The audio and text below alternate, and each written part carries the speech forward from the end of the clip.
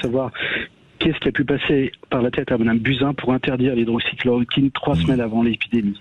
Oh, c'est pas passé par la tête de Mme Buzyn, c'était une demande de Sanofi depuis quelques mois. Donc moi je suis pas. C'est à Sanofi à poser la question parce qu'après si j'ai. Les laboratoires Sanofi. Oui. Le laboratoire Sanofi qui commercialise l'hydroxychloroquine, qui comme ça d'un seul coup, alors que ça faisait des décennies que c'était prescrit en vente libre, qu'il n'y avait aucun effet secondaire grave signalé, il y avait aucun signalement à l'agence du médicament. Ça leur a pris de dire ce médicament est très dangereux, c'est une substance vénéneuse, faut l'interdire. Ah, c'est venu de Sanofi, ça la première fois que je l'entends. Si vous voulez, la décision d'Agnès Buzyn, vous voyez, c'est une demande qui était faite à l'agence du médicament, à la demande de Sanofi, c'est public ça. D'accord. Et ça faisait plusieurs mois. Donc après, c'est pas à moi de juger, je me pose des questions. Après, si je donne moi-même mes réponses, on va dire que je suis complotiste.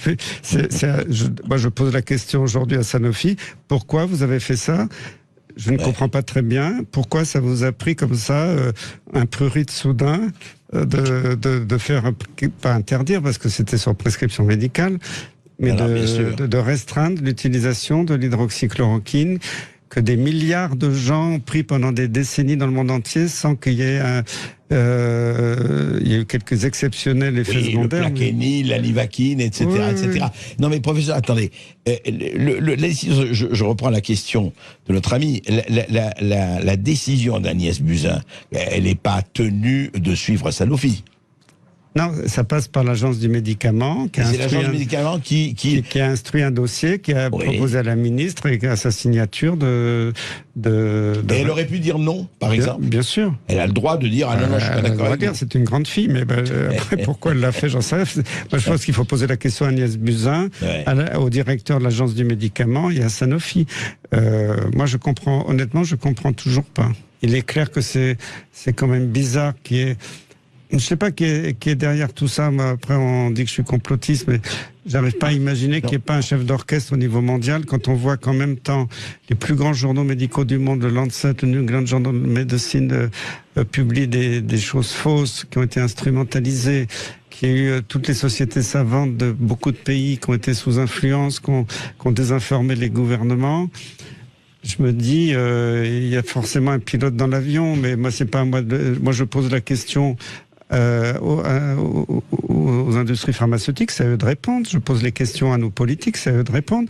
Qui vous instrumentalise ? Parce que c'est évident qu'il y a quelqu'un qui instrumentalise au niveau international. C'est pas possible que comme ça, d'un seul coup, il y ait autant de choses qui émergent dans différents pays, une telle désinformation massive. Donc, moi, je pose la question, c'est pas à moi de répondre. C'est indéniable qu'en France, depuis quelques semaines, il y a une petite réaugmentation. Je m'en fous des cas sur la PCR, parce que c'est des tests bidons, ça veut rien dire, mais les hospitalisations, les décès ont un petit peu augmenté. On avait 10 ou 20 décès, 10 en juillet, 20 en août, et maintenant on a 40, et certains jours... Mais rien à voir avec mars-avril. Ben non, c'était 500, voire 1000 certains jours, donc on est largement en dessous. Je ne veux pas dire qu'il ne faut pas surveiller ça avec vigilance, mais là, franchement, aujourd'hui, quelques dizaines de décès sont des personnes très âgées avec des facteurs de risque majeurs. Je suis triste pour ces personnes, mais on voit ça régulièrement tous les ans depuis des décennies avec d'autres virus respiratoires. On n'a jamais mis la France sous cloche, on n'a jamais atteint à nos libertés fondamentales, on n'a jamais... Parce que ce qui est grave aujourd'hui, regardez, on attaque l'école, on attaque l'enseignement. L'enseignement, il y a des milliers de classes qui sont fermées. S'il y a quelqu'un qui est éternue dans la classe, qui a un test positif, on ferme la classe pendant 15 jours ou plus. On attaque la culture. Il y a les cinémas font faillite, les théâtres marchent au ralenti, ils vont faire faillite. C'est dur. On attaque le sport.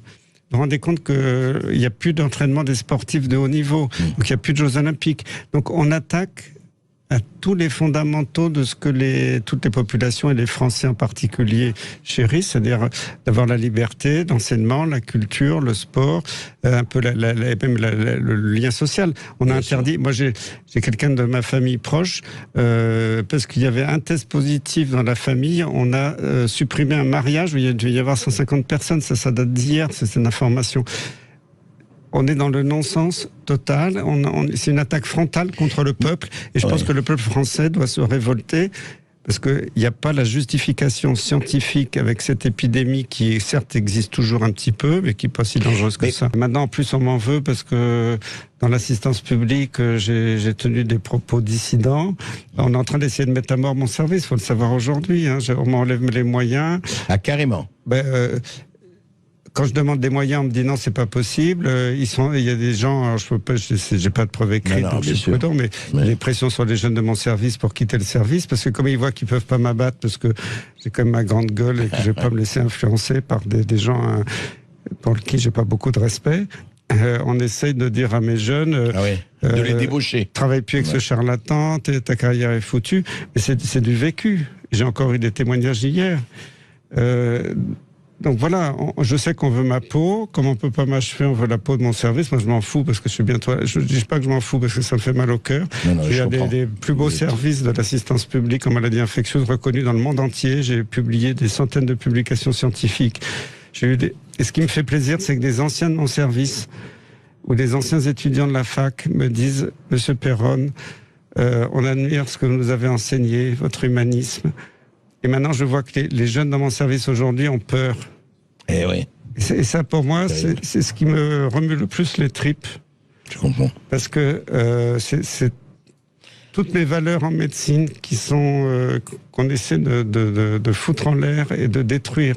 C'est dégueulasse. Je dis c'est dégueulasse, mais je sais que j'aurai raison sur le long terme. C'est dégueulasse.